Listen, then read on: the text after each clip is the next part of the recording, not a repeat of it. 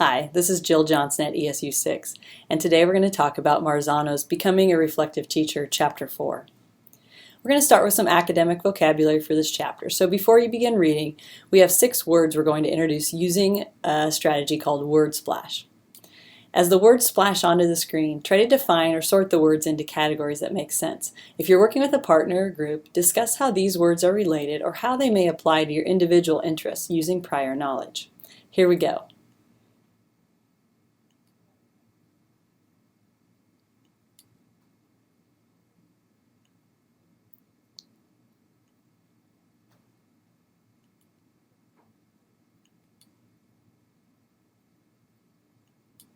Did you know any of those words? I'm sure you did, but if not, we're going to quickly go through some direct instruction to specifically teach these new words before you begin reading. It's a great strategy for introducing new content. First, focus practice, which can be found on page 49, involves repeating a specific strategy with attention to improving detailed aspects of the strategy. We want to be really specific on the strategy we're using and work to do it again and again so we can perfect it. Remember, these strategies aren't always going to work the first time.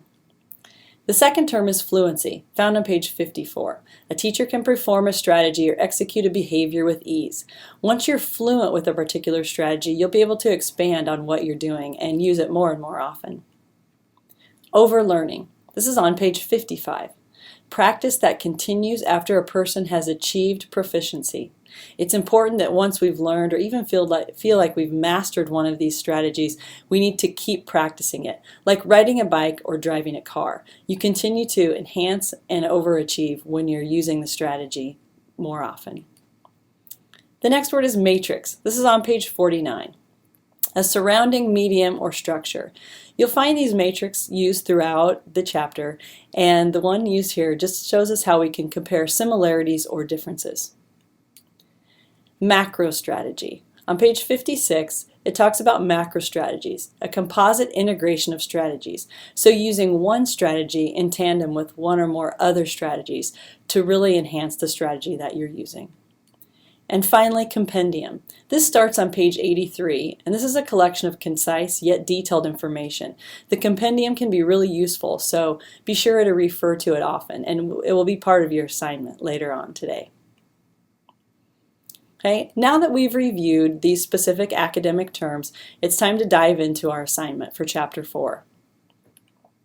First, read Chapter 4, highlighting key vocabulary terms and important ideas. Don't be afraid to have that highlighter in hand, as well as a pen or pencil to take notes in the margin. Second, answer the Chapter 4 comprehension questions on page 59. You can do this on a piece of paper or just answer them in your head. Third, go to page 182 and compare your answers with the key in Marzano's text. Finally, we're ready for our challenge. First, refer to the growth goals you created after reading Chapter 3 and completing the self-evaluation. Choose just one of your goals and select the corresponding element from the compendium beginning on page 83. Focus on the specific steps of the strategy and do one of the following. Develop a protocol, develop fluency with the strategy, make adaptations to a strategy you're already using, or integrate several strategies to create a macro strategy. Then share your plan on the Google community.